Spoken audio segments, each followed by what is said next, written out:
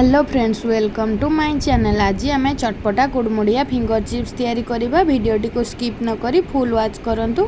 जदि मो वीडियो पसंद आसुची तो प्लीज़ लाइक कमेंट शेयर करने को जमार भी भूलिबेनी। आउ एपर्यंत जदि मो चैनल को सब्सक्राइब करना ताले सब्सक्राइब करनियंतु। आउ पाखरे थिबा बेल आइकन को मध्य क्लिक करदेबे, जहाद्वारा कि आपण मोर नुआ नुआ वीडियो सबुरो नोटिफिकेशन पाई परिबे। ताले फ्रेंड्स आउ डेरी न करी फटाफट चलंतु स्टार्ट करिबा आजिर रेसिपी।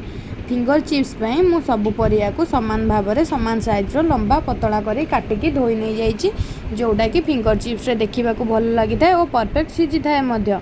एठी परिबा भितर मु कदली, बीन्स, आलू, पोटल, कांकण, गाजर नहीं जाइए। एठी मो पाखरे एसबू परिया अवेलेबल थिला मु नहीं। आपण चाहिए आपण पसंदर परिबा नहीं पारिबे। एबे परिबारे स्वाद अनुसार लुण देकी परिबा को भल भाव में गोलेकी 30 मिनट पर कभर करके रखीदे। एमती करने द्वारा परिवार थिबा पानी सब बाहरी जाए, जहाँफल कि आमर फिंगर चिप्स बहुत क्रिस्पी होता है। 30 मिनट पर देखो परिवार केते सारा पानी बाहरी।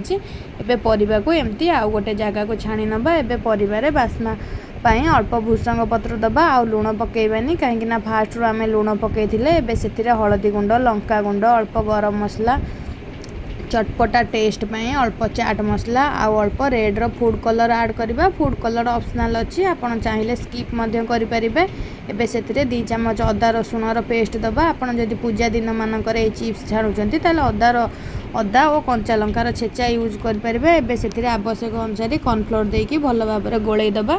छाणिबा पई तेल एठी हमर गरम हो जाइए। मन रखंतु पूरा धुआं बाहरिला पर्यंत गरम करेनि। हाथ को टिके गरम पवन बाजुथिबो सेमती गरम करेंगे। फ्लेम को लो मीडियम रखिबार अच्छी, ताद्वारा कि परिबा गुड़िक आम भल भाव में छाणी हेब और क्रिस्पी हम। तो ये देखिपारे केते सुंदर भाव में तेल गरम हो जाइए। जी कढ़ई जगह हम से हिसाब रे परिबा देबे। एकाथरके सब परिबा देदेवेनि, नहले आमर क्रिस्पी हेबनी। आ एकाथरके अधिका तेल सोक कर नब परिबा सबको। एबे खरिका साहाय्य गोळई नबा मझे मझे। गैस रो फ्लेम को लो मीडियम रखिकी एमती 7 ରୁ 8 मिनिट छाणीबार अच्छी।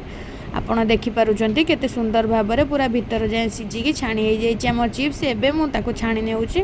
तेल को भलसे काढ़ीदेवे। आउ हाँ, टिश्यू पेपर ऊपर देवेनि, नहले जल्दी नरम हो।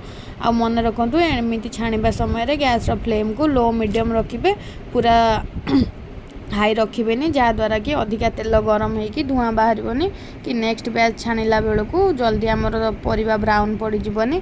एबे चिप्स रे चटपटा टेस्ट पाई ऊपर अल्प चाट मसला पकई गोळई नबा। एबे शुणी पारुथिबे केते क्रिस्पी होईची आमर चिप्स। एबे आमर फिंगर चिप्स पूरा रेडी हो गला। को आम पखाल भात किंबा गरम भात सहित साइड डिश भाव में खाइले भल लगिवो। आपण माने एमती प्रोसेस रे करंतु। केमती कोन लागुची मते निश्चिंत भाव में कमेंट रे जणाइबे। Thank you.